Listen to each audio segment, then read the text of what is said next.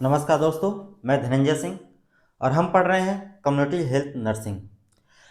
हम 8 unit start किए थे। 8 यूनिट का ये सबसे लास्ट वाला लेक्चर है और थोड़ा सा ये लंबा चला जाएगा क्योंकि सबसे लास्ट में जितने भी टॉपिक बचे हैं इसको कवर करेंगे और क्वेश्चन इससे बहुत ज़्यादा पूछे जाते हैं। ध्यान देना इसमें किस तरीके से क्वेश्चन पूछे जाएंगे।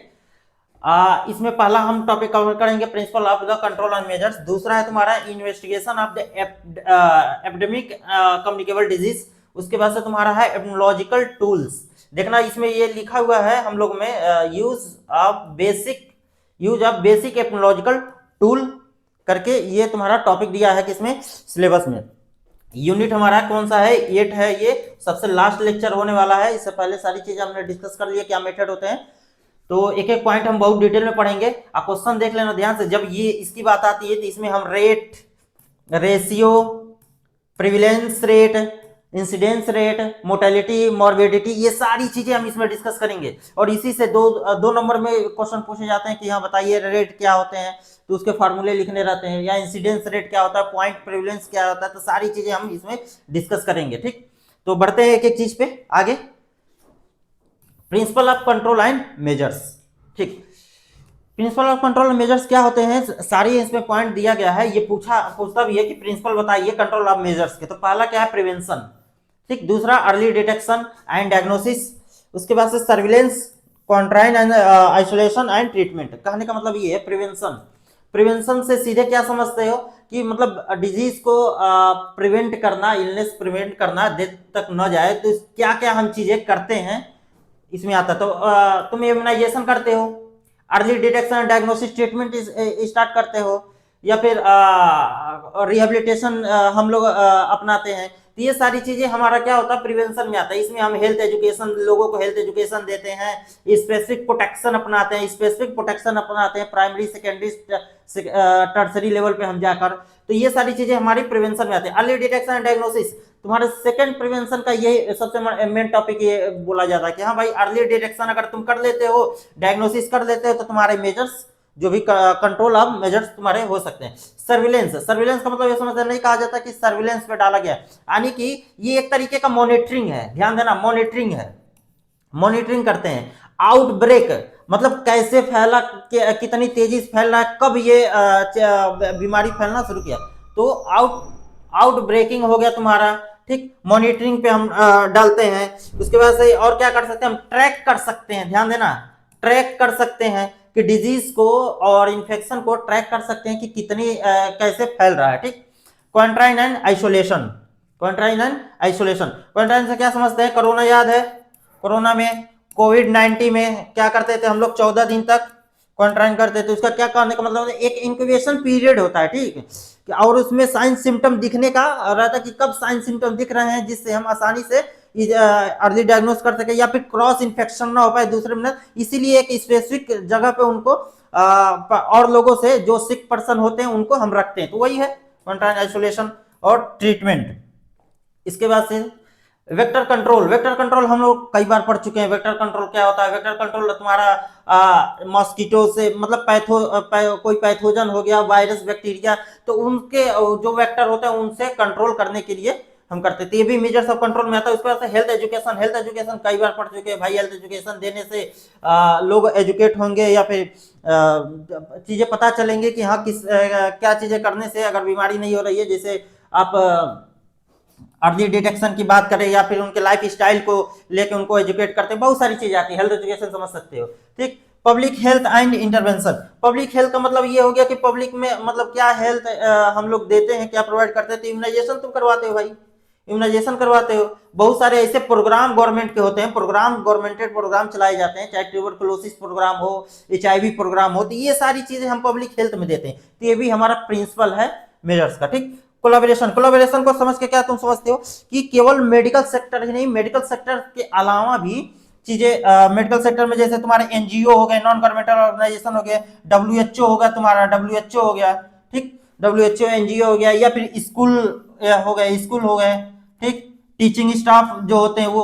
तो ये सारी सभी लोग मिलके भी हमारे कंट्रोल जो डिजीज कंट्रोल मेजर्स हैं उनको उस पर हम काम करते हैं। तो कोलैबोरेशन का मतलब ये है कि non NGO, non governmental organisation हो गया, गवर्नमेंट हो गया, डब्ल्यूएचओ टाइप का, या फिर स्कूल हेल्थ सर्विसेज में जो हम लोग देते हैं, तो स्कूल के माध्यम से भी चीजों को हम रोक सकते हैं। तो समझ में आया, ये आएगा एग्जाम में लिख लोगे, कहेगा कि प्रिंसिपल ऑफ कंट्रोल मेजर्स क्या होते हैं, तो बोल देना प्रिवेंशन होता है, अर्ली डिटेक्शन होता है, सर्विलेंस होता है, कॉन्ट्राइन होता है, और ट्रीटमेंट हो सकता है। उसके बाद से बोलना वेक्टर कंट्रोल होता है, वेक्टर कंट्रोल के बारे में लिख देना, हेल्थ एजुकेशन बता दीजिएगा, उसके बाद से public health and intervention and collaboration. ये हमारा था प्रिंसिपल ऑफ कंट्रोल मेजर्स, पहला टॉपिक। दूसरा क्या है तुम्हारा, level of the prevention of disease. देखना ये हमारे सिलेबस में ये भी दिया है, लेवल ऑफ प्रिवेंशन हमने पढ़ चुके, सेकंड यूनिट में भी हम पढ़ चुके हैं, फंडामेंटल भी पढ़ चुके हैं। थोड़ा सा यहाँ पे रिव्यू करेंगे कि होता क्या है, क्योंकि देखो अगर आ गया सिलेबस में है तो लिखना तो तुमको पड़ेगा ही, एग्जामिनर पूछ दिया तो there are 3 level of model. देखो 3 लेवल ऑफ मॉडल इसमें दिया है,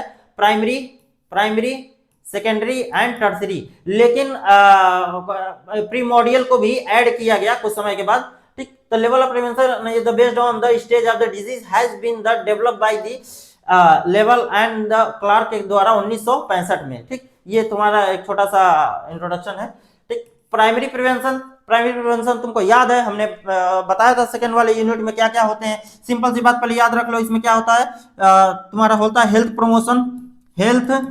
प्रमोशन, याद रखो हेल्थ प्रमोशन। दूसरा क्या होता है तुम्हारा स्पेसिफिक प्रोटेक्शन। इसमें तुम क्या करते थे, स्पेसिफिक प्रोटेक्शन में इसमें तुम इम्यूनाइजेशन करवाते थे, हेल्थ प्रमोशन में क्या करते थे, तुम एजुकेशन देते थे, हेल्थ एजुकेशन प्रोवाइड करते थे, उनके लाइफ स्टाइल के बारे में बताते थे, ठीक। हेल्दी लाइफ स्टाइल, डाइट आता था, न्यूट्रिशन आता था, इसमें याद रखो न्यूट्रिशन आता था। तो कहीं प्राइमरी प्रिवेंशन आए तो तुम ये चीजें लिख लोगे कि हाँ इसमें हेल्थ प्रमोशन करते हैं और स्पेसिफिक प्रोटेक्शन करते हैं, सॉरी। टर्सरी प्रिवेंशन में हमने 2 चीजें बताई थी, क्या, डिसेबिलिटी एंड रिहेबिलिटेशन। अगर जो यहाँ तक तुम क्लियर नहीं कर पाए, या सेकेंडरी प्रिवेंशन में तुम क्या देखते थे, अर्ली डिटेक्शन एंड डायग्नोसिस, और ट्रीटमेंट भी इसमें हम स्टार्ट करते थे, लेकिन ये क्या होता था, ये सिम्टोमेटिक मतलब सिम्टम नहीं आते थे, ठीक। तो हम उसके जो भी जैसे क्या है कि इसमें ये भी सिम्टोमेटिक है, इसमें कोई सिम्टम नहीं दिख रहा है, इसमें भी कोई सिम्टम नहीं दिख रहा है, सिम्टम हमको दिखना यहाँ चालू होता है, लेकिन सिम्टम अगर दिखने चालू हो रहे हैं तो ये होता है कि इसमें क्या है कि तुम फाइनली डायग्नोस कर लिए हो इसमें, ठीक, डायग्नोस कर लिए हो, अर्ली डायग्नोसिस एंड ट्रीटमेंट इसमें स्टार्ट कर रहे हो, डायग्नोसिस एंड ट्रीटमेंट तुम इसमें स्टार्ट करो। तो जो फाइनली जो डायग्नोसिस कर रहे हो भाई, तुमने किसी साइन सिम्टम के बेसिस किया, अब तुम यहाँ लंग कैंसर निकाल लिए, किसमें, टर्सरी में, तो इसके जो लक्षण दिखेंगे ये इस पे हम दवा करते हैं टर्सरी प्रिवेंशन पे। लेकिन यहाँ जो इसका साइन सिम्टम 1-2 मिलते हैं उसके बेसिस पे हम दवा स्टार्ट करते हैं और उनको फर्दर सही करने की कोशिश करते हैं। तो याद रखना सेकेंडरी में डायग्नोसिस और ट्रीटमेंट है, इसमें फाइनली हम डिसेबिलिटी और रिहेबिलिटेशन पे जाते हैं, उनको वापस सही करने के माध्यम में। तो समझ में आ जाए, प्राइमरी सेकेंडरी बहुत छोटा सा उसका रिव्यू हम लोग किया है। Modern concept of the prevention is the level of the prevent including the 4 level. वही बता रहे थे कि अब नए वाले में हम इसको इंक्लूड कर दिए, किसको, प्रीमोडियल प्रिवेंशन को, beside of the 3 level of the discuss, जिसमें प्राइमरी, सेकेंडरी और टर्सरी के पहले प्रीमोडियल भी हम ऐड कर दिए, जिसमें देखो पहला primordial, primary, secondary and tertiary. ये चीजें देखो थोड़ी लिखनी पड़ती है, एग्जामिनर में लिखोगे। लेवल ऑफ द प्रिवेंशन क्या होता है, देखो primordial prevention, it is the prevention of the emergency of the risk factor. Primary prevention is the applied. Primordial prevention में क्या होता है कि प्रीमोडियल प्रिवेंशन ये हो गया, prevention the emergency risk factor. इसमें कुछ ऐसा रहता नहीं है, क्या है तुम्हारे लाइफ स्टाइल के बारे में है कि अगर आप अच्छा खाते हैं, अच्छी डाइट लेते हैं, ठीक, आप स्लीपिंग पैटर्न आपका अच्छा है, अच्छे से सो रहे हैं, अच्छे से खा रहे हैं, अच्छे से लाइफ जी रहे हैं, वॉकिंग कर रहे हैं, तो आप सही हैं, ठीक, तब तक आपको बीमारी नहीं है। ये प्राइमरी प्रिवेंशन में क्या होगा कि भाई थोड़ा सा इसमें स्पेसिफिक हो जाता है, तुमको रिस्क फैक्टर तो दिखेगा, उस इंसान में रिस्क फैक्टर दिखेगा, लेकिन डिजीज नहीं आएगा, साइन सिम्टम नहीं इसमें दिखते हैं, ठीक। तो इसमें इसी में हम क्या करते हैं, पहले ही अपने आप को थोड़ा सा प्रोटेक्ट कर लेते हैं, प्रिवेंट कर लेते हैं। कैसे, इम्यूनाइजेशन करवा लेते हो, ठीक। तो ये सारी थोड़ा सा इम्यूनाइजेशन करवा लिए, या फिर कोई ऐसा जिम योगा स्टार्ट कर दिए, तो जिससे क्या होता है हम पहले प्रिवेंट हो गए। अगर एक्सपोज हो रहे हैं कहीं पे, मान लो कहीं किसी एक्सपोजर एरिया, पॉल्यूशन जगह जा रहे हैं, तो हम मास्क पहनना शुरू कर दिए, ठीक, वहां पे कम जाना शुरू कर, मतलब कि बहुत ज्यादा नहीं एक्सपोज हो रहे हैं, सिगरेट पी रहा है तो कम कर दिया। तो ये सारी चीजें तुम्हारी इसमें आ जाएगी, यानी कि तुम्हारे पास रिस्क फैक्टर है एजेंट है लेकिन अभी तुमको डिजीज नहीं हुआ, उससे पहले तुम अपने आप को प्रिवेंट कर दिए। सेकेंडरी प्रिवेंशन में क्या आता है, prevention of disease of the, इसमें क्या होता है, इसमें डायग्नोसिस और ट्रीटमेंट की बात की है, लेकिन इसमें कुछ साइन सिम्टम थोड़े बहुत दिखने लगते हैं, ठीक, लेकिन वो पुख्ता उस डिजीज के लिए नहीं दिखते हैं। जो डिजीज हमको हुआ है अभी हमको पता नहीं है, वही डायग्नोसिस और ट्रीटमेंट हम इसमें स्टार्ट करते हैं। टर्सरी प्रिवेंशन में इसमें हम क्या करते हैं, टर्सरी प्रिवेंशन में इसमें इस सिम्टोमेटिक, इसमें पूरी तरीके से उस डिजीज के, पर्टिकुलर डिजीज के हम डायग्नोसिस कर ले, पता चल गया हमको लंग कैंसर हुआ है, HIV हुआ है, जो भी, तो उसके वो सारी सिम्टम तुमको अच्छे से दिखने लगेंगे और उसको ट्रीटमेंट हम स्टार्ट करते हैं। तो उसी में डिसेबिलिटी और रिहेबिलिटेशन आता है, जिसमें हम फर्दर उनको सही करने की कोशिश करते हैं, ठीक। अब देखो component of the primary prevention, primary prevention का ये कंपोनेंट है, सॉरी ये यहाँ आ गया है, ठीक है। देखो प्राइमरी प्रिवेंशन में क्या हमने बताया था, प्राइमरी प्रिवेंशन का ये है, इसमें हेल्थ प्रमोशन करते हैं और स्पेसिफिक प्रोटेक्शन करते हैं। हेल्थ प्रमोशन में क्या है, हेल्थ एजुकेशन है तुम्हारा, health education, environmental modification, nutrition intervention and life style and behaviour changes, ये तुम्हारी आ गई इसमें, ठीक। अब इसमें देखो स्पेसिफिक में हम क्या पढ़ाते हैं, इम्यूनाइजेशन था तुम्हारा, use of the specific nutrition, chemo prophylaxis हम यूज कर लेते थे, protection against the occupational hazard, हाँ सही बात है, ऑक्यूपेशनल हजार्ड जो जहाँ है बता रहे थे, फैक्ट्री में या फिर कहीं काम कर रहा हो वहां पे चीजें सही करें, कंट्रोल ऑफ द इन्वायरमेंट। तो ये दोनों हमारा प्राइमरी प्रिवेंशन के कंपोनेंट है। सेकेंडरी प्रिवेंशन में हमने बताया include early diagnosis and treatment, treatment इसमें स्टार्ट करेंगे, सिम्टोमेटिक ट्रीटमेंट करते हैं। टर्सरी ट्रीटमेंट में focus on the reduce the limit of disability and, अगर जो हम सेकेंडरी तक सही नहीं कर पाए, ठीक, टर्सरी में आ गए, तो ये करते हैं कि मतलब कि आदमी बीमार है, अब इसको डेथ तक जाने से हम लोग रोकते हैं, ठीक, डिसेबिलिटी होने से रोकते हैं उनको, और ज्यादा इलनेस डेथ कंडीशन तक जाने से हम लोग रोकते हैं। तो ट्रीटमेंट हमने स्टार्ट कर दिया, यानी कि वहां तक ना जाए, वही कर रहा है। Disability as a important tertiary prevention the focus on the rehabilitation, rehabilitation जिसमें डिसेबिलिटी लिमिटेशन आता है और रिहेबिलिटेशन आता है, ठीक।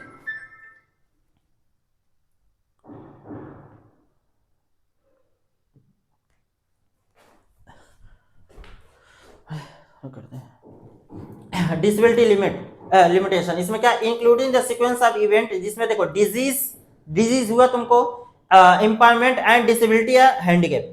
इसमें क्या होता है, डिजीज हुआ, तुमने नहीं तो दवा नहीं ले पाए, ट्रीटमेंट नहीं, डायग्नोसिस नहीं हो पाया, ठीक, इम्पायरमेंट में आ गया, उसके बाद से हम सेकेंडरी के बाद हम टर्सरी में आ रहे हैं, अब वहां भी चीजें नहीं सही हो पा रही हैं, ठीक, तो डिसेबिलिटी की तरफ बढ़ रहे हो। अब डिसेबिलिटी की तरफ बढ़ गया हैंडीकैप, यानी कि क्या होता है कि कोई बीमार पड़ गया, उसको मतलब कोई एक्सीडेंट हो गया या मान लो, या फिर कुछ ऐसी कंडीशन हो गई, अब वो पूरी तरीके से कोई उसके एनाटॉमिकल पार्ट सही नहीं है, फिजियोलॉजिकली वो सही नहीं हो पा रहा है, तो फिर उसको हम रिहेबिलिटेट करते हैं, उसी के बेसिस पे उसको कुछ ना कुछ चीजें, टूल्स प्रोवाइड करके, ठीक, कि हाँ भाई अगर उसका हाथ एक नहीं है, हाथ नहीं काम कर रहा है, तो उसके बेसिस पे हम उसको ट्रेन करते हैं, काउंसलिंग करते हैं और रिहेबिलिटेट करते हैं कि पुरानी वो लाइफ में आ सके और उनको एक जॉब पीरियड मिला सके, मतलब कुछ यहाँ तक का रिहेबिलिटेशन हम अपनाते हैं कि ठीक है उस तरीके की जिंदगी नहीं जी पा रहा है, लेकिन कुछ हद तक उसको हम सही करते हैं ताकि वो अपनी पुरानी लाइफ में कुछ काम कर सके। तो वो सारी चीजें भी इसमें आती हैं। Disability mean the condition of the restrict the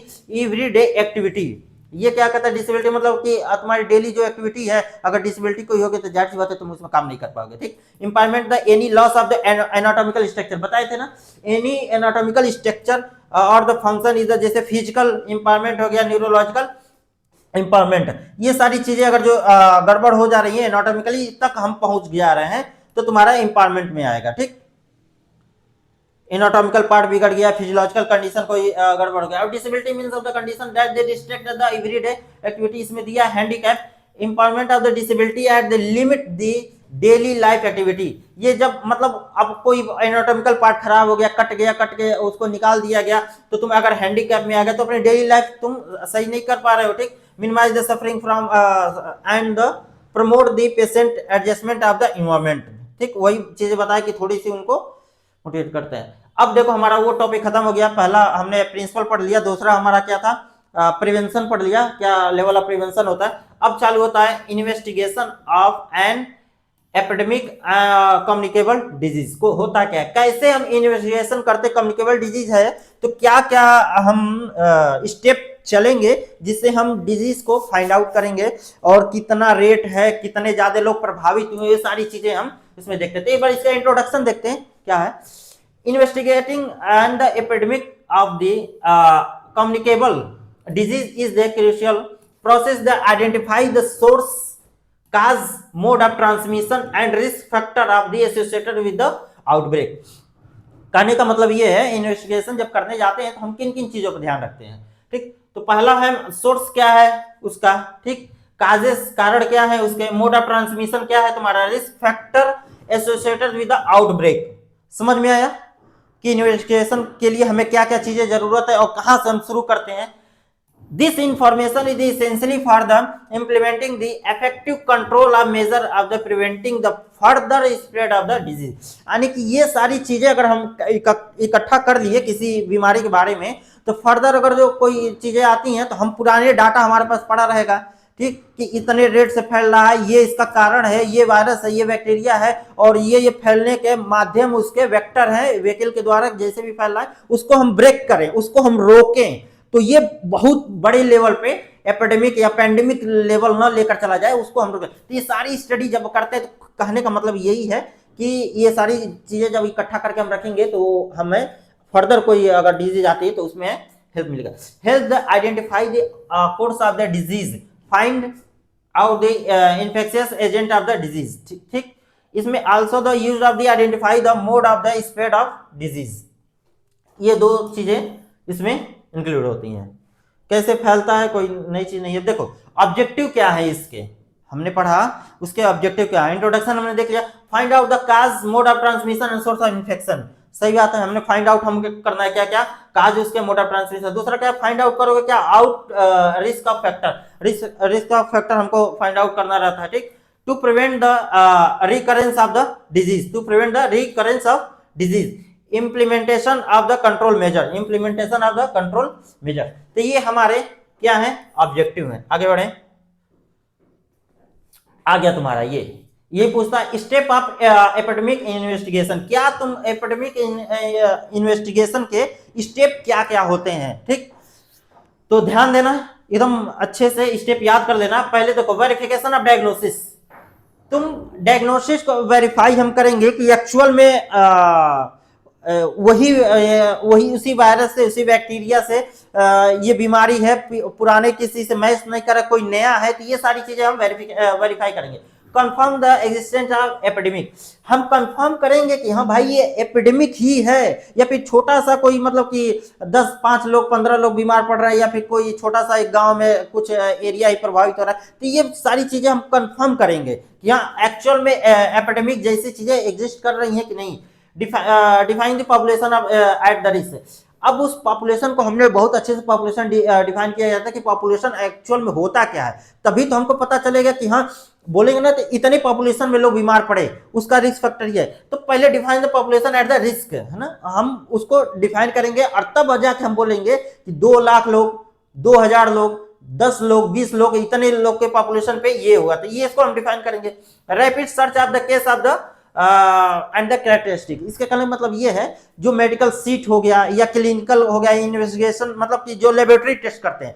ठीक, तो ये सारी चीजें हम इसमें लाते हैं, रैपिड सर्च करते हैं। जैसे कोविड-19 के टाइम पे हुआ था कि पीसीआर मेथड को हम लेकर आए, मेडिकल लेबोरेटरी मेथड को पुराना जो था बहुत टाइम लग रहा था, तो हमने रैपिड किट्स के माध्यम से बहुत सारी चीजें हम उसमें अपनाने लगे जिससे जल्दी से जल्दी हमें पता चले। तो उसके बारे में कर रहा है। डाटा एनालिसिस, तुम जो इकट्ठा कर रहे हो उसका एनालिसिस करो कि भाई पहले कंफर्म कर लिए सही है, डाटा तुम्हारा रेलेवेंट है कि नहीं।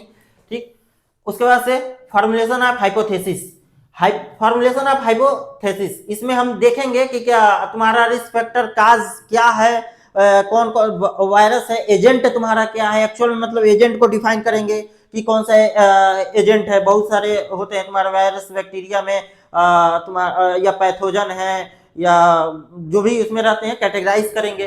ठीक, टेस्टिंग हाइपोथेसिस करेंगे, evaluation of the ecological factor and further investigation of the population at the risk at the writing report last में। तो ये देखो 10 हमारे ये स्टेप है, स्टेप जैसे हैं वैसे याद रखना कि हम वेरिफिकेशन करवाएंगे, कंफर्मेशन ऑफ एग्जिस्टेंस एपिडेमिक करवाएंगे, फिर defining of population, rapid search of the all cases and data analysis. उसके बाद से 5 तुम्हारे ये हो गए। अब देखो एक एक चीज पढ़ते हैं अच्छे से।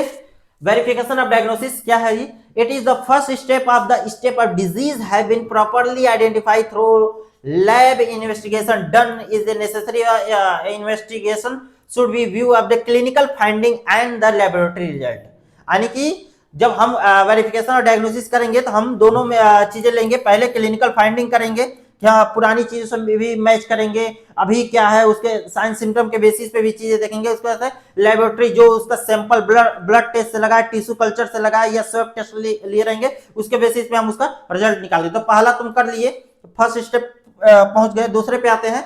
दूसरा हमारा क्या है? Confirmation of the existence of epidemic. देखो क्या है, in this compare of the previous year disease frequency of the year of frequency of during the same period. यानी कि पुराने पहले का हम बताए ना, पहले का भी डाटा हमारे पास होना चाहिए। तो प्रीवियस से तुम कंपेयर करते हो, ठीक, इस साल के कि क्या उसकी तीव्रता क्या है, कितनी देरी से उसका पैटर्न क्या है फैलने का, ये सारी चीजें हम इसमें देखते हैं। ठीक, no comparison with the needed the same disease such as the cholera हो गया आपका, फूड पॉइजनिंग, टाइफाइड, इन सब चीजों का हम नहीं करेंगे।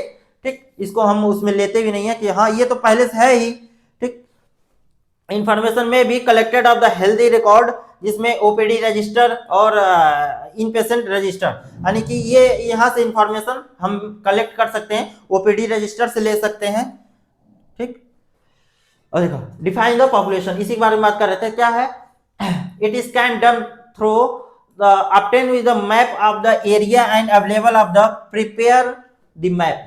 यानी कि हम वो उस कितने लोग प्रभावित हुए हैं, कैसे हम जियोग्राफिकल एक एरिया निकालेंगे ना कि हमारा जियोग्राफी में इतने लोग हैं ये पूरा, तो वही कह रहा है कि हम उस एरिया का हम एक मैप निकाल लेंगे कि कितने लोग प्रभावित हुए हैं, तो उससे हमारा पॉपुलेशन एक डिफाइन हो जाएगा कि इतनी ही बाउंड्री में इतने ही लोग आए हुए हैं। ठीक, rapid search of the all cases and there characteristic, ध्यान देना इसमें क्या है, it is include the medical services epidemiology cases seat and searching from the more cases. यानी कि मेडिकल सर्वे हम करवाएंगे, मेडिकल सर्वे जानते ही मेडिकल सर्वे करवाया जाता है। एपिडेमियोलॉजी केसेस सीट है ना, ये पुरानी एपिडेमियोलॉजी केसेस सीट हम देखेंगे उसमें। ठीक, searching from the more cases, जिसमें देखो मेडिकल सर्वे में क्या है, it is done of the particular area, identify the case for exposed to risk and who not be taken the medical care. ठीक, including the screening of the such member of the population. यानी कि उस medical survey में ये करते हैं हम, जो एक पर्टिकुलर एरिया रहता है इन केसेस ऑफ द एक्सपोज, जो एक्सपोज हुए हैं, मतलब रिस्क जो भी तुम्हारे एजेंट हैं उससे एक्सपोज हुए हैं, उसको हम डिफाइन करेंगे और उनको ये देखेंगे, मतलब कि अभी तक उनको कोई मेडिकल केयर अभी नहीं दिया गया। ठीक है, अगर कोई मेडिकल केयर दे दिया गया तो वो जो तुम डाटा लेना चाहते हो वो डाटा वो तुम्हारा करेक्ट नहीं होगा। तो अभी जो करंट में अभी बीमार पड़े हुए हैं उस एपिडेमिक से, ठीक, तो उनको हम इंक्लूड करेंगे इसमें। ठीक, it include the searching and each member of the population. अब देखो एपिडेमियोलॉजिकल केसेस में इसी के बारे में बात कर रहे थे। Design to collect the relevant information, पहला including the name of the person, age, sex, occupation, place, work, address, ये सारी चीजें हम एपिडेमियोलॉजिकल सीट में भरेंगे। ठीक, उनका एज क्या है, उनका सेक्स क्या है, इम्यूनाइजेशन करवाए थे कि नहीं, कितने साल पे इम्यूनाइजेशन कराए थे, ये सारी वैक्सीनेशन देखो दिया हुआ है, with the year of the contact with the, कोई ऐसा केस में कोई ऐसे डिजीज में या time one set of the disease, sign symptom उनका देखेंगे, इनलेस, ये सारी चीजें किसमें देखेंगे हम? एपिडेमियोलॉजिकल सीट में। अब देखो searching of the more cases, किसमें? Ask the question of the from the patient about the similar cases at the home, family, workplace. The search of the new cases of the should be continuous till of the area of the declared free of the epidemic। यानी कि search is the more cases में इसमें हम patient से पूछ सकते हैं about the similar cases, इससे फैमिली वालों से या जहां काम कर रहे हैं वहां पे, है ना, ये सारी चीजें वही कर रहा है। सर्चिंग द मोर केसेस अलग तरीके से इसमें हम क्वेश्चन के द्वारा लोगों से पूछ सकते हैं, उसके बारे में है। डाटा एनालिसिस, इसके बाद क्या आता है हमारा? Data analysis. It include the time, place and person.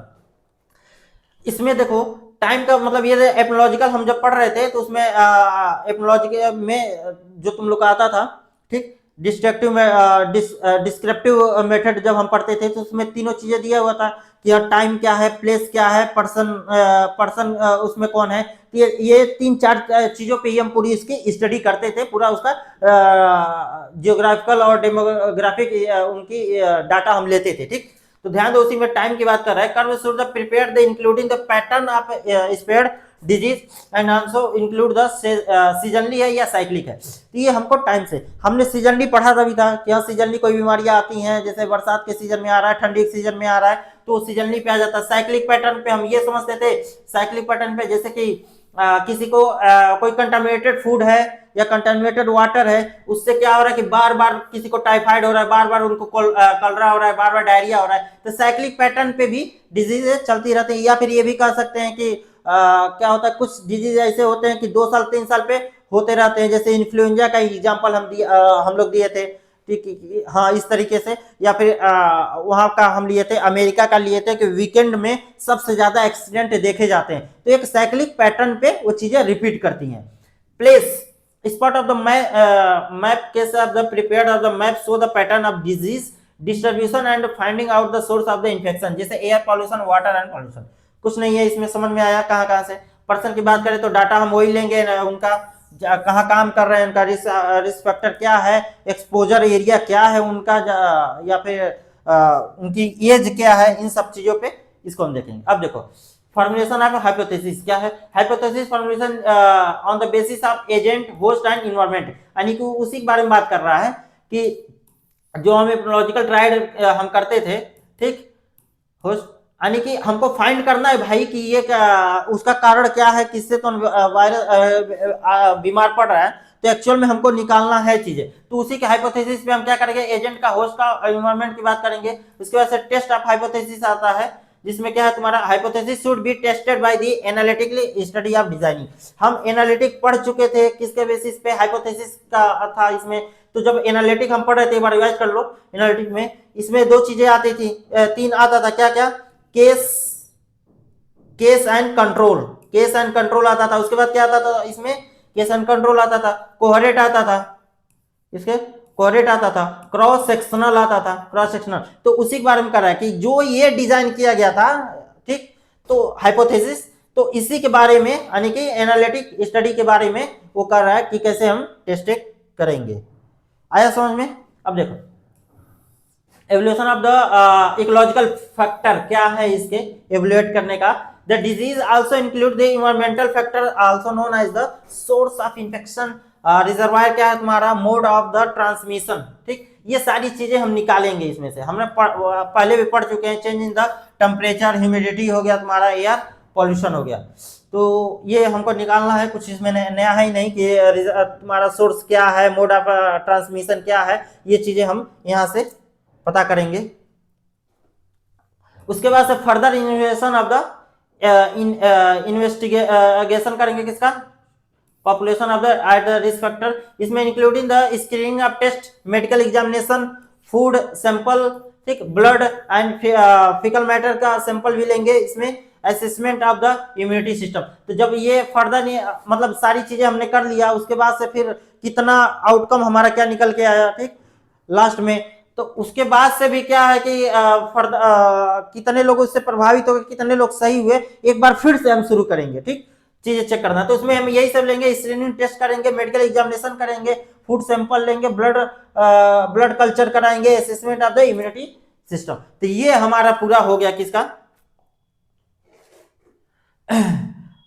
हमारे जितने भी उसमें स्टेप थे, ये सारी स्टेप हमने कवर कर लिया। लास्ट में राइटिंग रिपोर्टिंग करेंगे ही करेंगे। Report should have be the complete the information about be included the report. हाँ, जितना भी हमने डाटा लिया, जितना भी चीजें किया कि हाँ उसके किसी एक एजेंट का नाम पा गए हम, है ना, उस जगह का पा गए हम, ठीक, इतने लोग प्रभावित, ये सारा एक हम रिपोर्ट बना के रखेंगे। तो स्टेप याद रखना, सारी स्टेप अगर याद रहेगा तो तुम उसमें सारा पॉइंट डाल के लिख सकते हो। बस स्टेप याद रखो, वो 10 कौन से स्टेप थे, ठीक।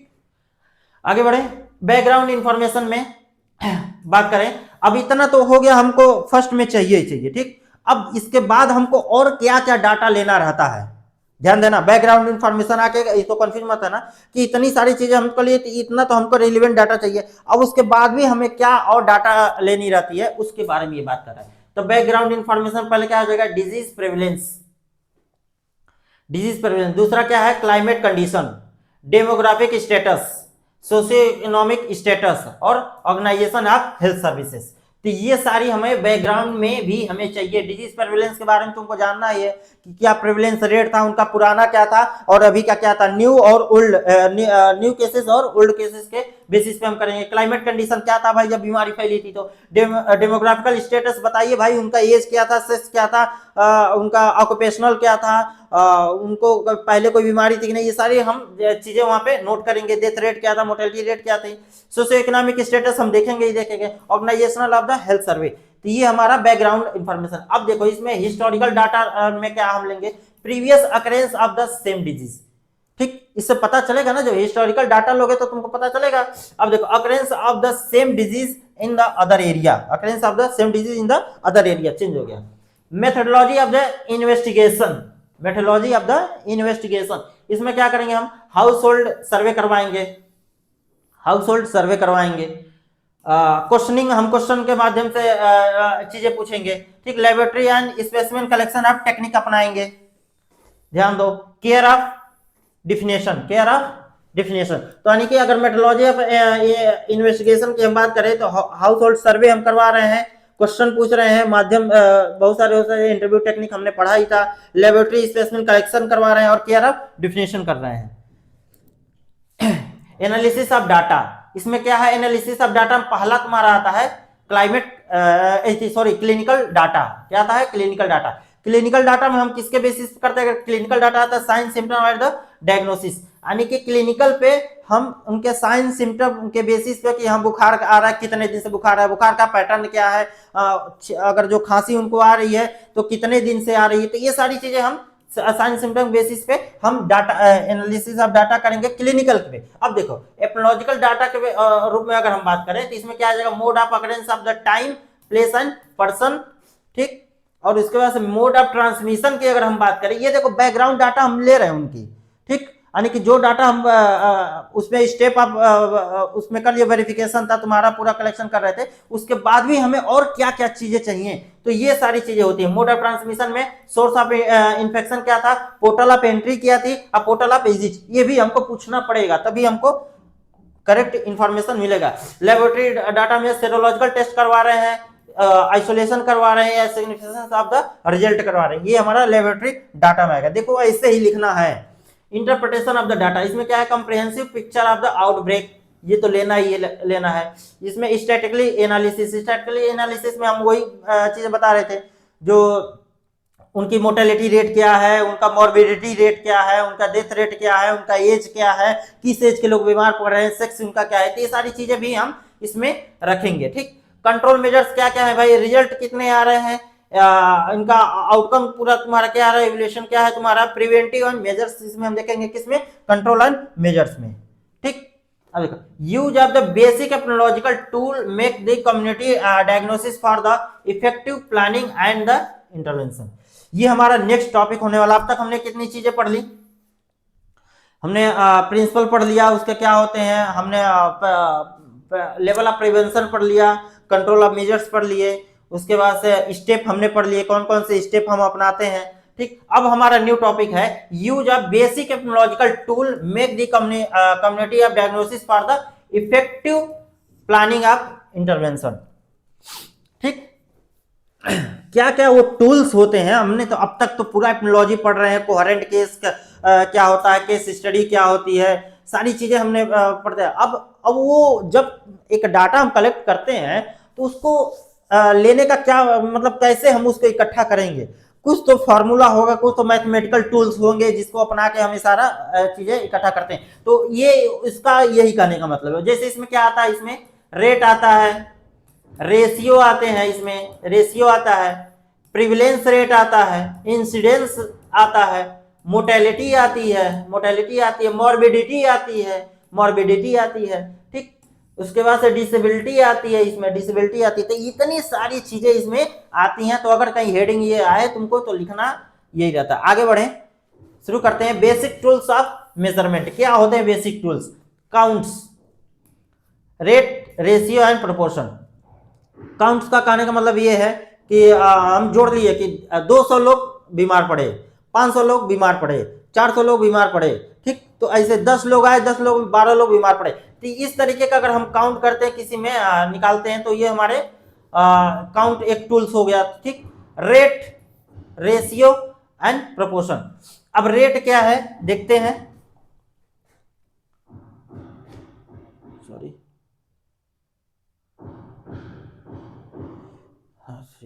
rate, it is a measure the occurrence of the some particular event of the population during the particular given period of time, ठीक। इसको याद रखना। event of the can be known as the birth, death, disease. The rate has the 4 element of the numerator, denominator and period, time period दिया है इसमें, और multiply, यानी कि ये 4 तुम्हारे एलिमेंट होते हैं, ठीक। मल्टीपल चॉइस में ऐसे पूछ सकता है, 4 एलिमेंट ये हमारे होते हैं रेट को डिफाइन कर लिए। भाई हम मल्टीप्लाई हम 100 से करते ही हैं, टाइम पीरियड क्या था ये निकालते हैं, डिनोमिनेटर क्या होता है, न्यूमरेटर क्या होता है, ठीक। इसका फार्मूला होता है, अगर डेथ रेट हम निकालते हैं तो number of death rate in 1 year, ठीक। Mid year of the population in the same year. Mid year अगर बात करते हैं तो हम किस में लेते हैं, जून या जुलाई में हम इसको मिड ईयर में मानते हैं, तो वहां से हम काउंट करना शुरू करते हैं अगले मिड ईयर तक, ठीक। तो ये हो गया number of death year 1 year और mid year of the population of the same year. तो मिड ईयर की बात करें तो हम जुलाई में इसको लेते हैं, ठीक।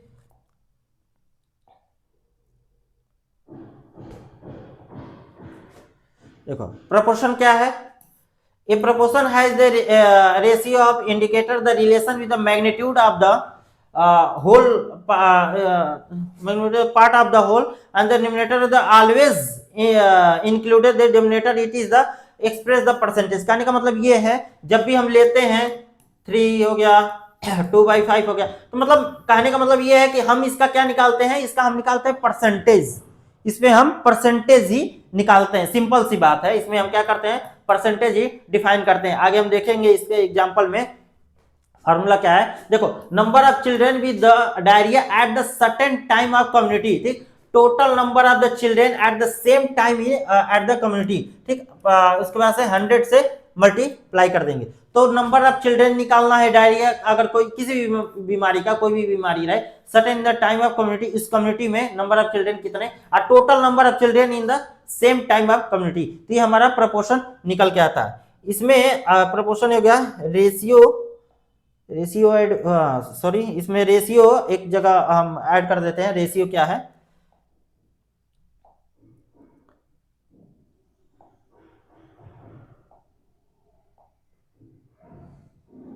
रेट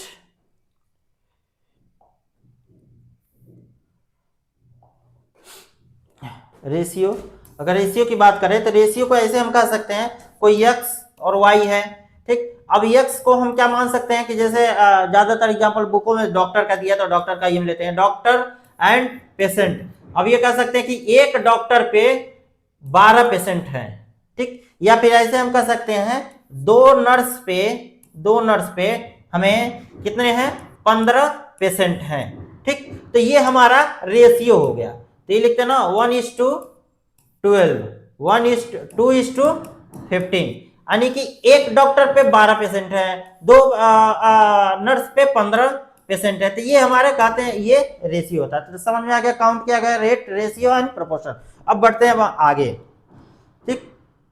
इसको यही देख लेते हैं, measurement of the mortality. Measurement of mortality क्या होता है, इसमें कौन कौन से आते हैं, मोर्टेलिटी रेट को डेथ रेट कहते हैं, इसमें क्रेडियल डेथ रेट आता है, इसी को हम CDR कहते हैं। बहुत पूछता है, कई बार पूछता है। स्पेसिफिक डेथ रेट क्या होते हैं, केस फर्टिलिटी रेट क्या होता है, प्रोपोर्शनल मोर्टेलिटी रेट क्या होता है, एंड सर्वाइवल रेट क्या होता है, ठीक।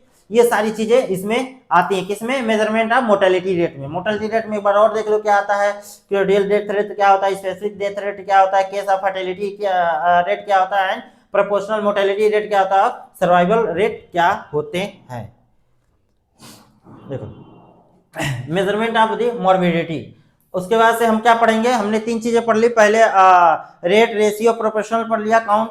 उसके बाद से मोर्टेलिटी रेट पढ़ लिया कि कितने मोर्टेलिटी रेट होते हैं, 5 हमारे मोर्टेलिटी रेट वाले में मेजर्स आ गए। उसके बाद से measure of the morbidity, morbidity को क्या कहेंगे, कौन कौन से हो सकते हैं, इंसिडेंस रेट हो सकता है, प्रिविलेंस रेट हो सकता है और डिसेबिलिटी रेट हो सकता है। तो अगर मॉर्बिडिटी आए तो ये तीनों ए, बी एंड सी, ये तुम्हारे मॉर्बिडिटी में आएंगे। तो मॉर्बिडिटी आता है क्या लिखोगे, incidence rate, prevalence rate and disability. आगे बढ़े।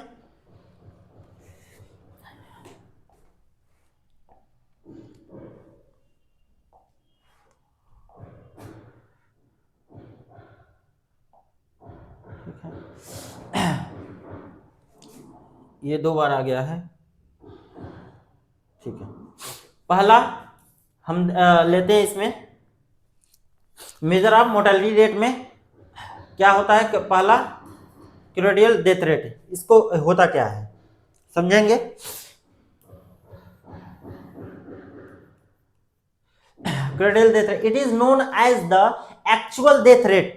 It is measure the rate at which death are the occurring from the various cause defined as the geographical area in the particular year of during the specific time period.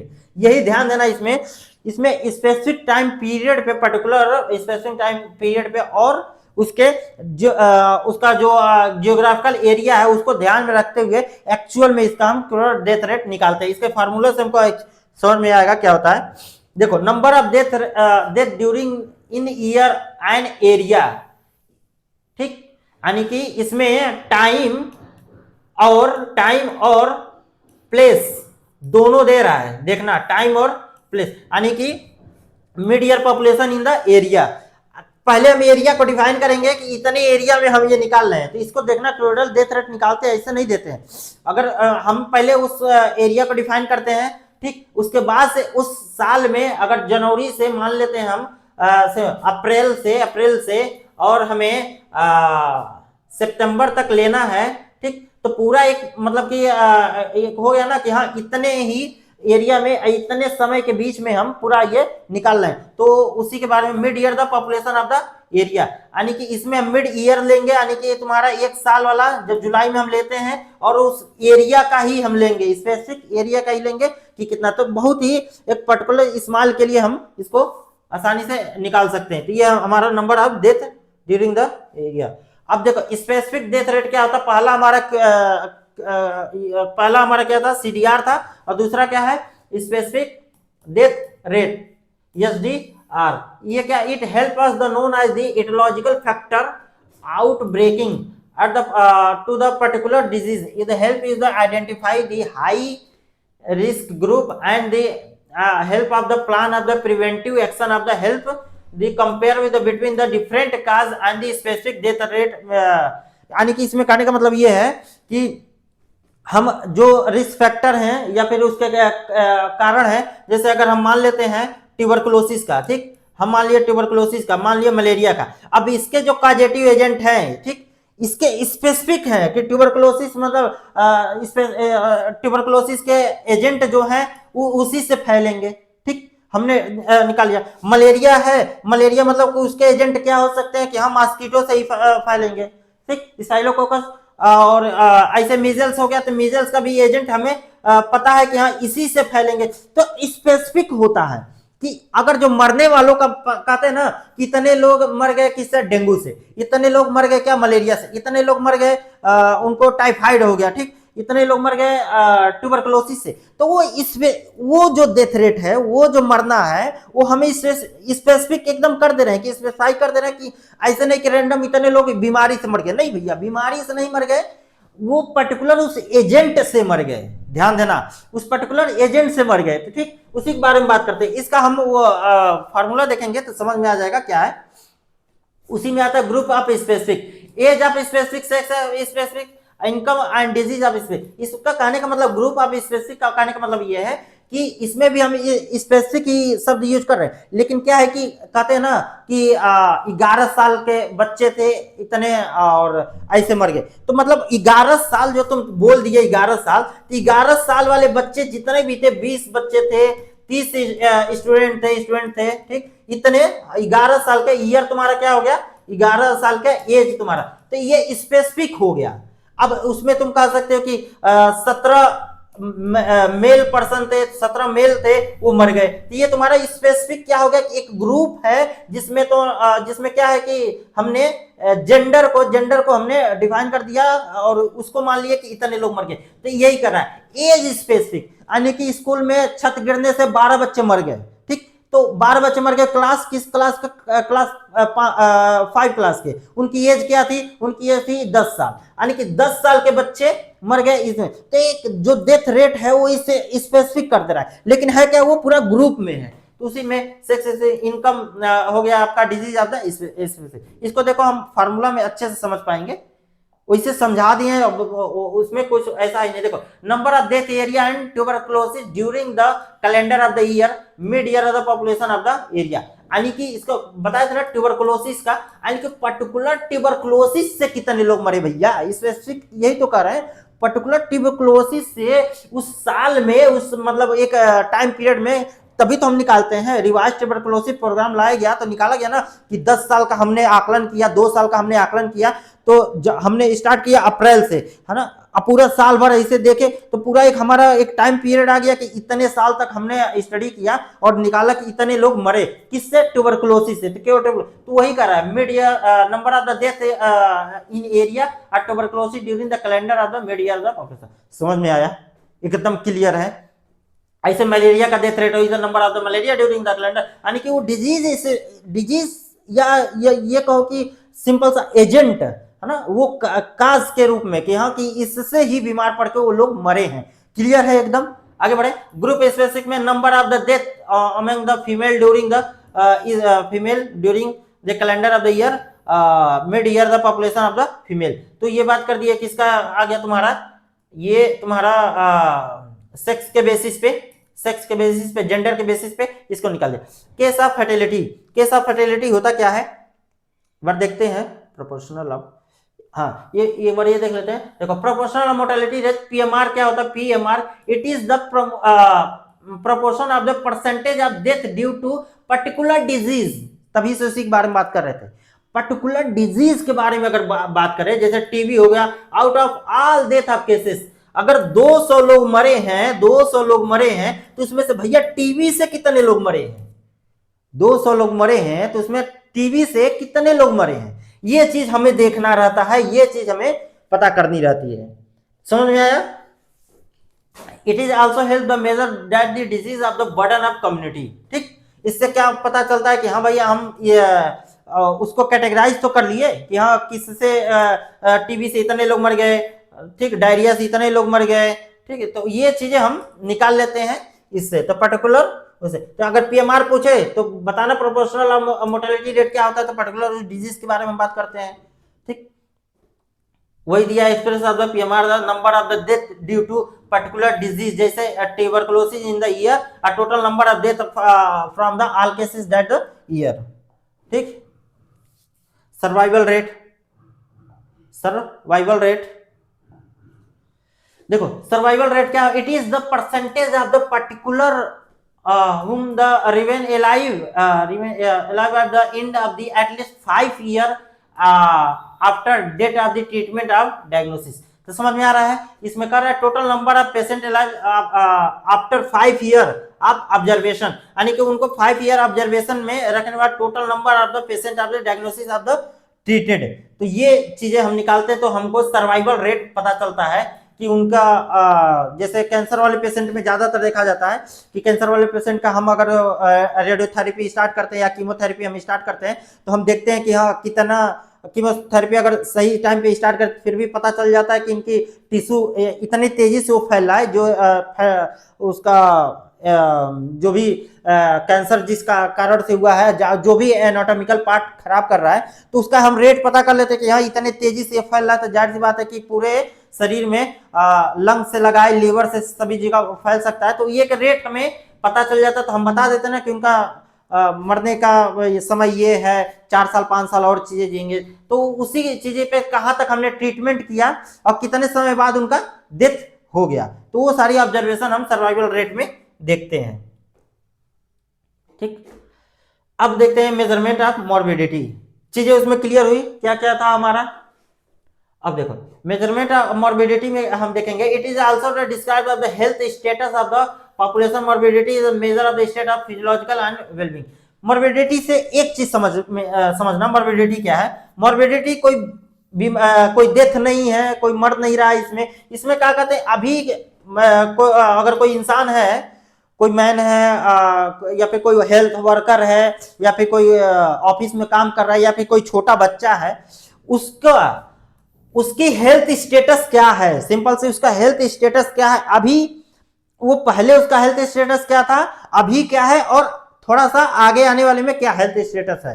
ठीक, तो उसका कहीं ना कहीं उसके health को लेके अच्छा है उसका हेल्थ है या खराब हेल्थ है, उसके बेसिस पे हम मॉर्बिडिटी देखते हैं। यानी कि डिजीज हो रहा है, डिजीज सही हो रहा है, डिजीज कितना तक फैला है, मतलब आदमी मरा नहीं है, बस बीमार चल रहा है, बीमारियों में ही उसको हम देखते हैं। तो यही चीजें हैं जिसमें इंसिडेंस रेट और प्रेवलेंस रेट की बात करते हैं। इंसिडेंस रेट अगर जो हम देता है तो यानी कि इसमें न्यू केसेस, न्यू याद रखना, न्यू केसेस आता है इसमें, और करंट, इसमें करंट केसेस, यानी कि जो अभी केसेस चल रही हैं, अभी केसेस चल रही हैं, जो नए केसेस हैं उसको हम इंसिडेंस रेट में रखते हैं। प्रिविलेंस रेट में ओल्ड और प्लस न्यू, अगर ये चीजें आती हैं ओल्ड और प्लस न्यू तो प्रिविलेंस में रखते हैं। प्रिविलेंस में भी कई तरह का होता है, अच्छे से पढ़ेंगे एकदम, आज के बाद तुमको कभी भी भूलेगा नहीं, एकदम कॉन्सेप्ट क्लियर हो जाएगा। मोर्टेलिटी रेट, मॉर्बिडिटी रेट, इसमें डिफरेंस दिया हुआ है, डिफरेंस हम देख लेंगे या फिर देख लेते हैं। देखो मोर्टेलिटी रेट हमने पढ़ा किसमें, क्रोडियल डेथ रेट था, जो एक्चुअल डेथ रेट हम बताते थे, एक्चुअल डेथ रेट यही होता है। एक्सपेक्टेशन ऑफ द लाइफ था इसमें। ठीक, infant of the mortality rate देखा जा रहा था, चाइल्ड मोर्टेलिटी रेट इसमें आता है। ठीक, मैटरनल मोर्टेलिटी रेट आता है, disease of the specific mortality rate, हमने disease of specific mortality rate हमने देखा। देखो ये सारे रेट पता ही है क्या होता है, maternal mortality rate, child mortality rate. ठीक, उसका मॉर्बिडिटी में था, इंसिडेंस एंड प्रिविलेंस की बात करते हैं, नोटिफिकेशन ऑफ द रेट इसमें आता है, attendance of the rate of the hospital. ठीक, हाँ इसमें देखते हैं कि कितने हॉस्पिटल में attendance of the rate of the hospital क्या है इसका। ठीक, admission and readmission and discharge क्या है, ये भी हमारा मॉर्बिडिटी में आता है। देखो उसमें क्या है कि आदमी मर तो नहीं रहा है, ठीक, तो कहीं ना कहीं उसका ट्रीटमेंट चल, बताए ना, उसके हेल्थ स्टेटस पे हम देखते हैं कितने लोग का ट्रीटमेंट चल रहा है, कितने लोग ट्रीटमेंट से बाहर आ गए, कितने लोग एडमिशन ले रहे हैं उस बीमारी से लेके, तो पूरा एक हम उसका हेल्थ स्टेटस के माध्यम से करते हैं। Duration of the hospital stay and the spell of the experience, यानी कि इसमें duration of the health status देखते हैं कि हाँ कितने दिन तक वो बेड पे रहा, कितना दिन हॉस्पिटलाइज रहा, ये सारी चीजें हम मॉर्बिडिटी में देखते हैं। तो आज के बाद मॉर्बिडिटी एकदम क्लियर कर लेना, इंसिडेंस और प्रिविलेंस होता है, नोटिफिकेशन ऑफ द रेट हम देखते हैं, attendance of the rate in the hospital में देखते हैं, एडमिशन, रीएडमिशन, डिस्चार्ज और duration of the hospital stay. समझ में आया। अब देखो इंसिडेंस रेट होता क्या है, indicated the number of the new cases occurring in the defined population during the specified period of the time. Incidence the means of the new cases is the act as a valuable tool of the study of the cause disease as can be calculated the under, यानी कि इसमें हम बताए ना, इसमें क्या देखेंगे हम, न्यू केसेस के बारे में हम स्टडी करते हैं। अगर इंसिडेंस आए तो बस बोलना न्यू केसेस के बारे में हम स्टडी करते हैं। फार्मूला क्या था इंसिडेंट रेट का, number of the new cases of specific disease starting of the illness is the defined of the period है। ध्यान देना, अभी एक हम ग्राफ बनाएंगे उसमें चीजें समझ लेना कि क्या होता है। चलो लाओ बता ही देते हैं क्या है इसमें। देखो इसमें शुरू करते हैं, prevalence, incidence, incidence rate, incidence और प्रिविलेंस। अगर हम मान लेते हैं कोई ऐसे ले लेते हैं जैसे मार्च से, ठीक, और हम लेते हैं मार्च से लगाए और ले लेते हैं हम सितंबर तक, ठीक, सितंबर तक, और ये घटना हमारा रहेगा किसका, 2025 का। ध्यान देना 2025 का। अब 2025 में हमने देखा कि हमें कुछ के 2025 में ये हमारा स्टार्ट हो रहा है यहां से, कुछ केस हमें पहले मिले थे, कुछ के समय कुछ के समय यहाँ मिले थे, कुछ के समय यहाँ मिले थे, ठीक, कुछ के समय यहाँ मिले थे, यहाँ मिले थे, कुछ के समय यहाँ थे और यहाँ आए थे, ठीक, कुछ के यहाँ आए थे। अब ये क्या है, हमने कहा कि एक टाइम पीरियड बताओ, एक टाइम पीरियड में बताना है, ये हमारा टाइम पीरियड है, ठीक, ये हमारा स्टार्टिंग, इसको बोलो स्टार्टिंग पॉइंट, इसको बोलो स्टार्टिंग पॉइंट, स्टार्टिंग पॉइंट, ठीक, इसको बोलो एंड। हम यहीं तक स्टडी करेंगे। ये हो गया स्टार्टिंग पॉइंट, ये हो गया एंड पॉइंट। आगे बढ़ते हैं, समझ में आएगा तुमको क्या है। तो इंसिडेंस रेट तुम देख लिया, एक बार प्रिवेलेंस रेट भी देखते हैं। देखो प्रिवेलेंस रेट है refer to all the current cases new and old, ध्यान देना, न्यू एंड ओल्ड, जहां भी आए एकदम सीधे लिख दो, new plus old, new plus old की बात हम इसको लेंगे। Existing the case of the given the population at the particular point time, prevalence rate actually the ratio of the prevalence means all new and all old cases के basis पे हम करते हैं। अब इसमें देखो दो चीजें देती हैं, एक देता है पॉइंट प्रिविलेंसन, एक देता है पीरियड प्रिविलेंसन, ठीक। अब प्रिविलेंस के बारे में बात हम कर रहे हैं, तो पॉइंट और पीरियड, पॉइंट का मतलब ये हो गया कि कह दिया कि इस मार्च में कितने लोग बीमार पड़े, मार्च में कितने लोग बीमार पड़े, कितने लोग हॉस्पिटलाइज हुए, कितने लोग एडमिट हुए, कितने लोग ओपीडी में आए, चीजें समझ रहे हो। ओपीडी में कितने लोग आए, कितने लोग एडमिट हुए, कितने लोग एडमिट हुए, कितने लोग हॉस्पिटलाइज हुए, कितने लोग का स्टे क्या, तो ये सारी चीजें एक पॉइंट पे, यानी कि एक मार्च में हम बात कर रहे हैं, ध्यान देना, मार्च में बात कर रहे हैं, यानी कि एक पॉइंट ऑफ टाइम पे बात कर रहे हैं हम।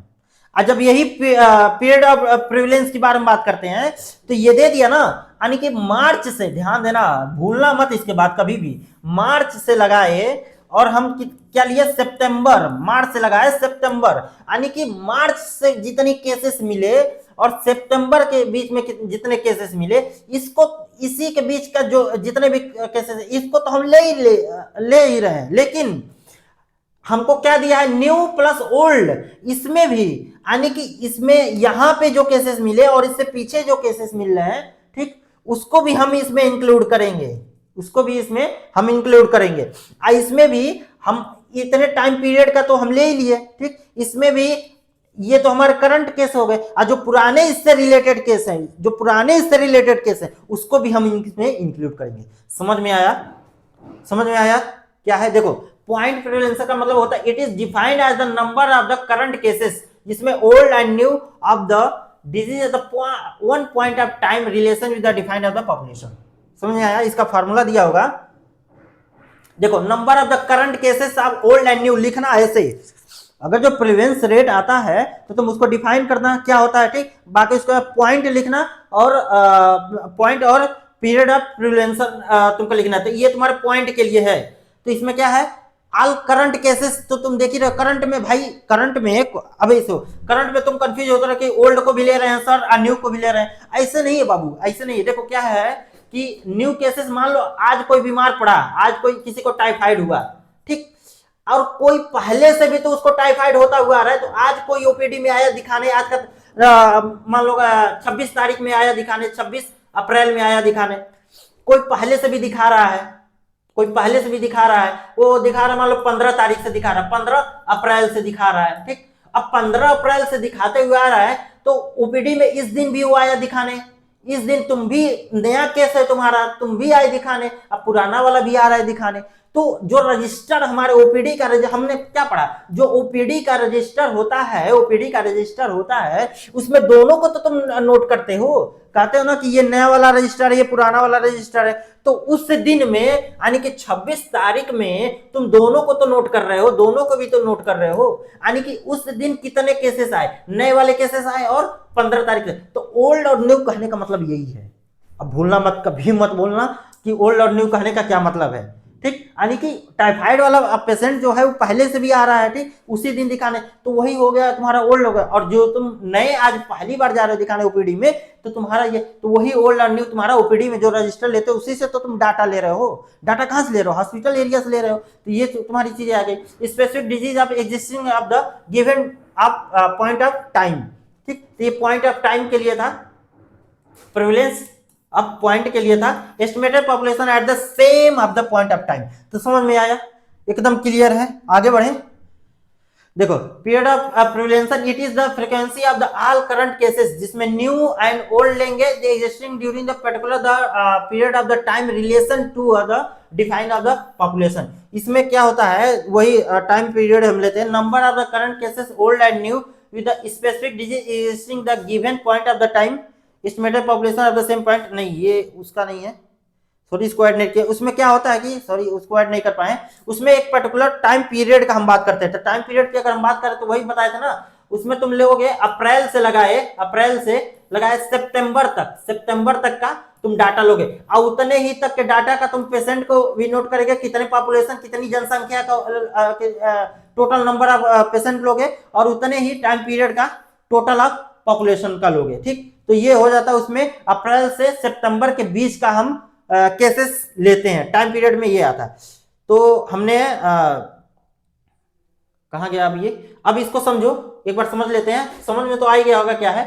अब ये जो यहाँ जो हमें केसेस मिल रहे हैं, अगर जो हम प्रेवलेंस इंसिडेंस की बारे में बात करें, इंसिडेंस का, तो इंसिडेंस में हम क्या मिलेगा, इंसिडेंस में मतलब कि उस पॉइंट पे, यानी कि न्यू केसेस के बारे में, करंट केसेस। तो करंट केस क्या चल रहा है, करंट केस अगर हम बात करें, अगर मार्च से, अब सितंबर ले लिए या फिर मार्च ले लिए, तो हमें कहीं कहीं यहाँ पे हम पर्टिकुलर पाए और यहाँ पे हम डायग्नोसिस किए, यहाँ पे डायग्नोसिस किए कि इसको ये बीमारी है, इसको ये है, पूरा यहाँ डाटा इकट्ठा किए, तो हमारे इंसिडेंस रेट में ये आ जाएगा, ठीक। उसके बाद से अगर जो हम प्रेवलेंस के बारे में बात करें, तो प्रेवलेंस में ये पहले से भी तो दवा कराते हुए आ रहा है, ये पहले से भी दवा कराते आ रहा है, और ये नया केस है जो इसी दिन से स्टार्ट हो रहा है, इसी दिन ओपीडी में आ रहा है, तो हम इसको भी लेंगे और इसे भी लेंगे। अब इसी में जब टाइम पीरियड के बारे में बात करोगे, जिसमें दिया था ना कि पीरियड ऑफ इंसिडेंस क्या होता है, तो उसमें ये इस पीरियड में जितने लोग बीमार पड़े, इतने लोग बीमार पड़े इस पीरियड में, ठीक। तो ये केस प्लस ये केस, तो सारा मिला के तुम किस में ले लोगे, पीरियड ऑफ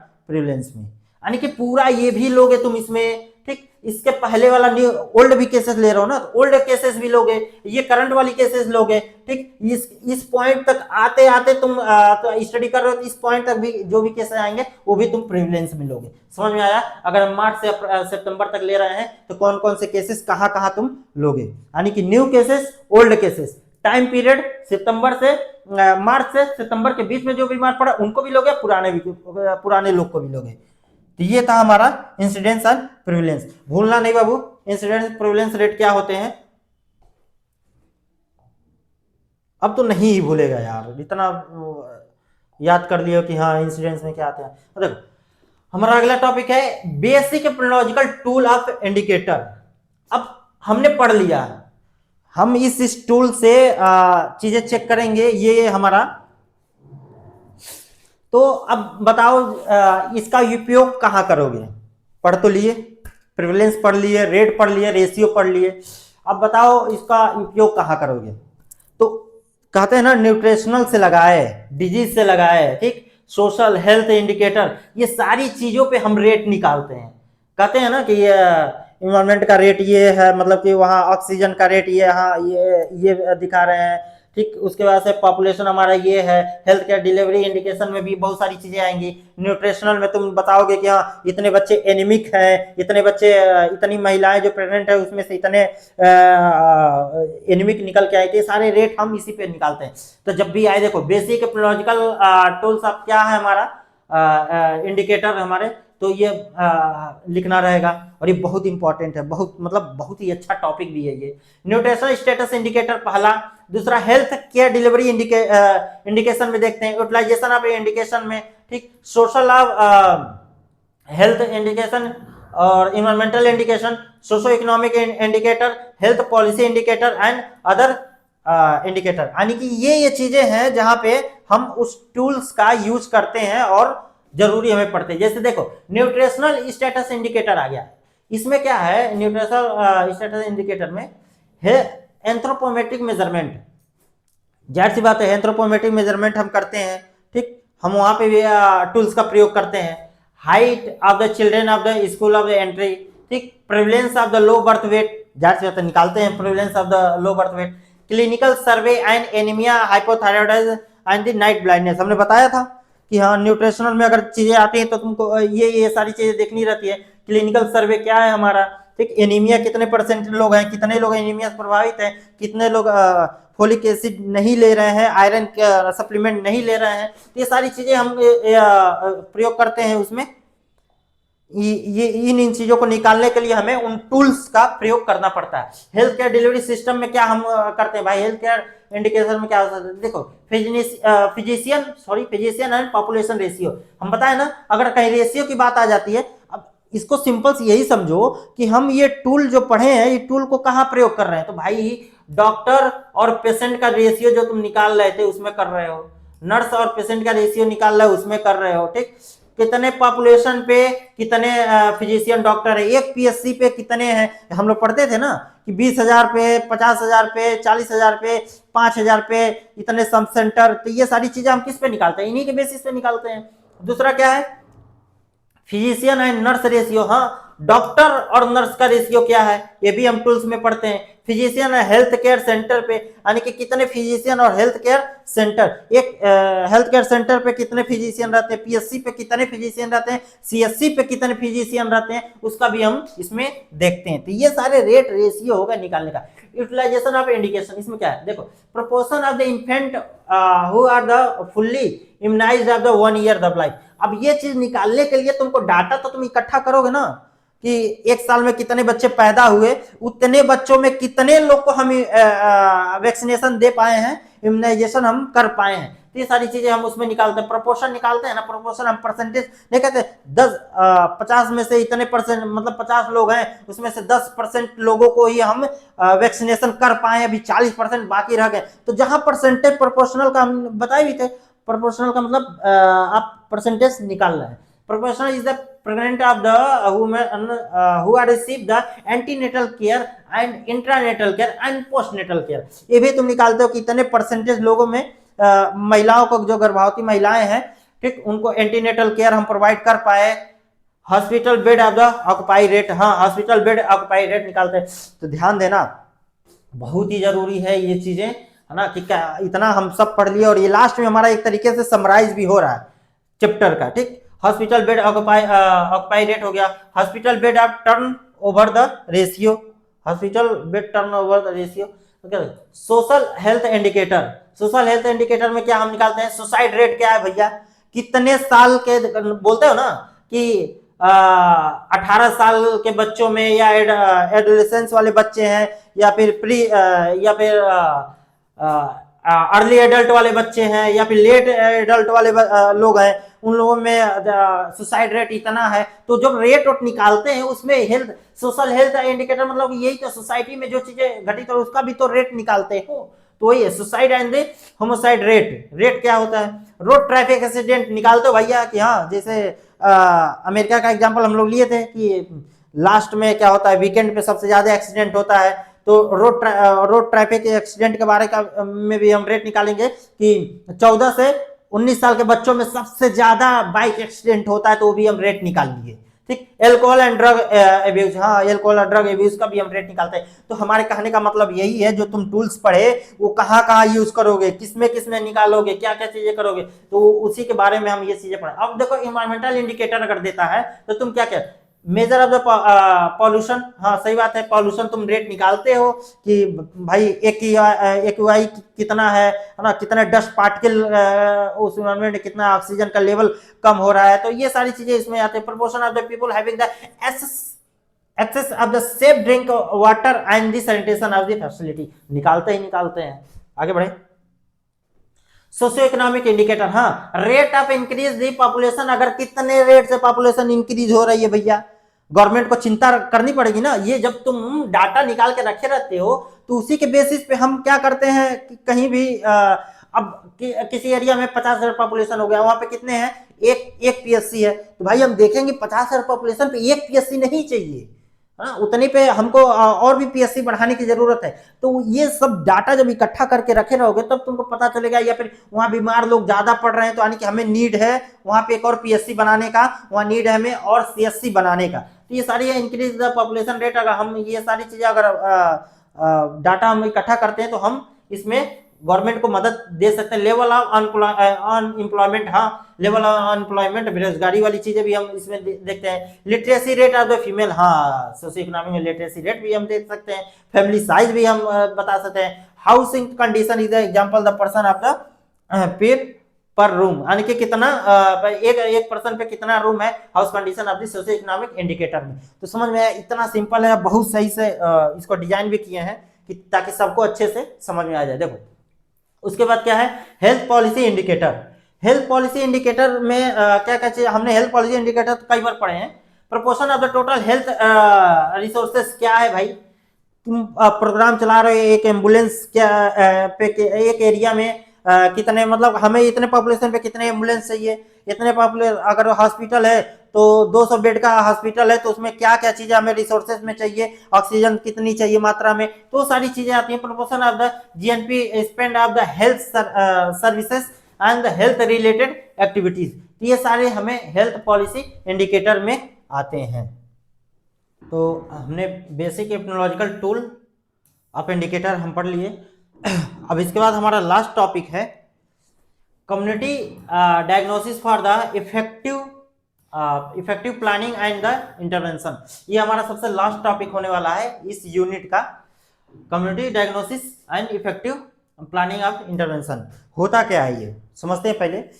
ये जैसे कोई पेशेंट, कोई डॉक्टर है तो डॉक्टर क्या करता है, अपने पेशेंट को डायग्नोसिस करता है ना, तो पता करता है कि उसको क्या दिक्कत है, उसके साइन सिम्टम के बेसिस पे फिर उसका ट्रीटमेंट स्टार्ट करता है, कितने दिन तक ट्रीटमेंट चलता है। तो उसके डायग्नोसिस के बेसिस पे उसके क्वेश्चन पूछता है, क्वेश्चन के माध्यम से उसका पूरा आइडेंटिफिकेशन डाटा लेता है, उससे ये पता कर लेता है कि हाँ उसको ये बीमारी है, उसको हमको ये ट्रीटमेंट देना।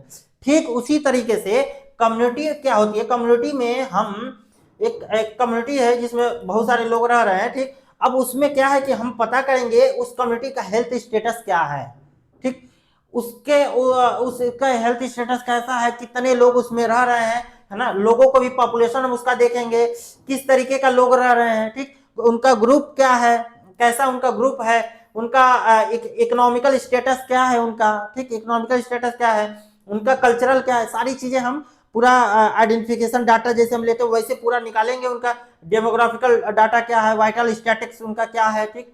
तो ये सारी चीजें हम निकालते हैं, एक कम्युनिटी की पूरी डायग्नोसिस हम कर रहे हैं।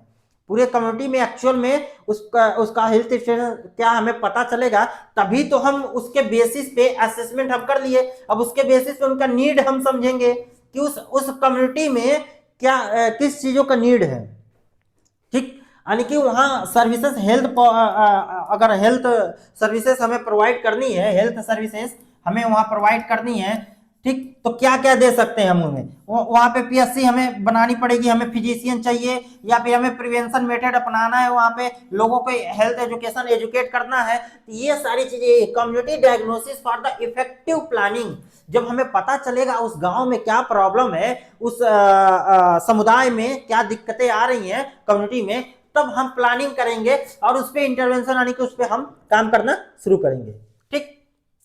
देखो community diagnosis of the effective planning of the intervention, definition इसका क्या है, it may be defined the determining the pattern of the health problem is the community including the factor which in influence of the pattern. यानी कि उस community में हम disease के फैलने का पैटर्न हम पता करेंगे, हेल्थ प्रॉब्लम को समझेंगे कि कहां से एक्चुअल में हेल्थ प्रॉब्लम हो रहा है, ठीक, हेल्थ प्रॉब्लम हो रहा है। It is the identify the health problem as the given the population using of the health indicator to the define as the risk of the need of the health care. अब हमें उसका indicator हमें पता चल गया कि हाँ ये एजेंट है, इस कारण हो रहा है, ऑक्यूपेशन वहाँ पे पॉल्यूशन बहुत ज्यादा है, ये सारी चीजें हमें पता चल गई। तब फिर उसके बेसिस पे हम उनके नीड को समझ लिए, हमने एक्चुअल में प्रॉब्लम को डिफाइन कर लिया कि ये प्रॉब्लम है। अब उसको हम सॉल्व करने के लिए पूरा हम प्लान बनाएंगे, हम पूरा प्लान बनाएंगे, उनका असेसमेंट पूरी चीजें लेंगे, क्या क्या रिसोर्सेस है, उसके बेसिस पे हम केयर प्रोवाइड करेंगे, हेल्थ केयर, उसके बेसिस पे हम हेल्थ केयर प्रोवाइड करेंगे। तो दोनों डिफिनेशन समझ में आया, डिफिनेशन क्लियर हुआ। देखो अब ऑब्जेक्टिव क्या है, objective of community diagnosis to analyse health status of the people, यानी कि हम लोगों के हेल्थ स्टेटस को इसमें हम ऑब्जर्व करते हैं, to identify the prioritize the stabilize the goal and to improve the health status of the population। पहले हम आइडेंटिफाई करेंगे और जो भी मतलब एक्चुअल में जिस प्रॉब्लम पे प्राथमिकता देंगे हम पहले, कि पहले हम किसको किस पे हम काम करें और किसे हमें केयर देने की सबसे ज्यादा जरूरी है, ठीक। उसके बेसिस पे हम और सारी प्लान करेंगे। ये नहीं कि हम 2-3 चीजें ले लिए और जो चीजें मतलब ऐसे भी सही हो सकती थी उसको भी इंक्लूड कर दिए, फिर हमारा वो प्लान सही नहीं हो पाए। तो पहले स्पेसिफिक करो कि हमको इसी पे काम करना है और उसके हिसाब से अपना गोल बनाओ, ठीक। तो वही कर identify the priority of the stabilize the goal and improve the health status of the population, ठीक। To identify the individual risk और whose the need of the health care, to identify the need of the problem of the community of the people. हाँ, ये सारी चीजें हम identify करेंगे कि उसके बाद ही हम उस पर काम करेंगे। To find out the solution of the existence of the problem, यानी कि ये सारी चीजें हम कर लिए, अब उसमें देखेंगे कि कौन सा प्रॉब्लम मतलब एक्चुअल बहुत, देखो प्रॉब्लम हम डिफाइन, पहले तो हमको प्रॉब्लम ही डिफाइन करनी पड़ती है, फिर उसके बेसिस पे हम क्या करते हैं, सोल्यूशन सोचते हैं कि किस तरीके का हम केयर दे सकते हैं। बहुत सारे सोल्यूशन तुम्हारे पास आ गए, ठीक, कि नहीं हम ऐसे केयर दे सकते हैं, नहीं हम ये कर सकते हैं, नहीं इतने लोगों को कॉन्ट्राइन कर सकते हैं, नहीं इतने लोगों को हम इम्यूनाइजेशन कर सकते हैं। तो उसमें से हम बैठ के फिर चिंतन करते हैं, सोचते हैं कि हाँ नहीं, सबसे कम पैसे में, सबसे कम रिसोर्सेस में हम अच्छा हेल्थ केयर कैसे दे सकते हैं, क्योंकि लोग हमारे पास ज्यादा हैं, हेल्थ सर्विसेज हमारी कम है। तो ये सारी चीजें भी वहां पे अध्ययन की जाती है, फिर जाके हम एक प्लान बनाते हैं और तब जाके वो इंप्लीमेंट होता है कहीं। तो इतनी सारी चीजें, तो कह find out the solution for the existing is the problem. समझ में आया, आगे बढ़े। ऑब्जेक्टिव समझ में आया कि क्यों हम कर रहे हैं कम्युनिटी एनालिसिस। अब इसमें देखो पहला कम्युनिटी एनालिसिस में क्या है, the process of the examine the data define as the need and the opportunity strength of the barrier and resources. यानी कि जब कम्युनिटी एनालिसिस हम करेंगे, कम्युनिटी एनालिसिस करेंगे, उसमें आपको उसके कारण को पता चलेगा, नीड क्या है, ठीक। हम ये सारी चीजें, opportunity and strength of the barrier, क्या क्या हमें बैरियर क्या क्या मिल रहे हैं, रिसोर्सेज क्या है, ये सारी चीजें जब कम्युनिटी एनालिसिस हम करते हैं, कहीं कम्युनिटी में जाते हैं तो वहाँ की सारी चीजें हमें पता चलती हैं कि ये चीजें हमें जरूरत है। तो कम्युनिटी एनालिसिस का मतलब, कहने का मतलब यही है। Community analysis of the data needed, क्या क्या चीजें हमें कम्युनिटी एनालिसिस में हमें जरूरी होती है। जब एक कम्युनिटी में हम गए हैं, हमको वो चीजें चाहिए जो जो नीड था, हमें बैरियर जो जो आ रहे थे, रिसोर्सेस, तो उसके बेसिस पे हमें क्या डाटा चाहिए। पहले डेमोग्राफिकल डाटा हम लेते हैं उनका, ठीक, इन्वायरमेंटल लेते हैं, सोशियो इकोनॉमिक लेते हैं, हेल्थ रिसोर्सेज एंड सर्विसेज लेते हैं, study of the target of the group लेते हैं, हेल्थ पॉलिसी लेते हैं, and community diagnosis evolve of the health indicator, ठीक। तो कम्युनिटी एनालिसिस डाटा नीडेड, जो जो हमें डाटा चाहिए, ये हमें इसमें डाटा लेनी रहती है। आगे देखते हैं, कैरेक्टरिस्टिक ऑफ द इंडिकेटर, क्या क्या उस इंडिकेटर के क्या क्या कैरेक्टरिस्टिक है। पहला, इट शुड बी वैलिड। हाँ, जो भी हम डाटा ले रहे हैं कम्युनिटी में जाके, जिसके बेसिस कर रहे हैं, वो हमें वैलिड होना चाहिए, ठीक। उसके बाद से रिलायबल एंड द ऑब्जेक्टिव, हाँ रिलायबल होना चाहिए वो चीजें कि हाँ वो करेक्ट है, और क्वेश्चनिंग पूछ रहे हैं तो मतलब जो हमें वो बता रहे हैं, या फिर उस गांव में जाकर हम जो चीजें ऑब्जर्व कर रहे हैं वो हर जगह हमें वो मिला। ये नहीं कि एक जगह हमने देखा और उसी के बेसिस पे हमने रिपोर्टिंग कर दिया कि हाँ ये दिक्कत है और ये हमको नहीं, पूरा देखो उसमें, ठीक। तो रिलायबल होना चाहिए, ऑब्जेक्टिव होना चाहिए, हमने देखा था, स्पेसिफिक होना चाहिए, फेसिएबल होना चाहिए, रेलिवेंट, हाँ रेलिवेंट हमने बात किया, रेलिवेंट होना चाहिए, ठीक, सेंसिटिव होना चाहिए, ठीक। अच्छा, प्रोसेस क्या है कम्युनिटी डायग्नोसिस करने का। प्रोसेस, पहले इनिशिएशन करेंगे, हम शुरुआत करेंगे, प्लान करेंगे, पहले वहाँ का एरिया का हम जायजा लेंगे कि एक मैप लेंगे कि हाँ वो जगह कहाँ है, हमको कहाँ जाना है, हमें किस तरीके का वहाँ पे काम करना है, कितने लोगों पे करना है, कितना हमारा पॉपुलेशन क्या रहेगा, ठीक। तो वो पहले इनिशिएशन में हम पूरा प्लानिंग कर लेंगे, क्या क्या चीजें हम लेकर जाएंगे।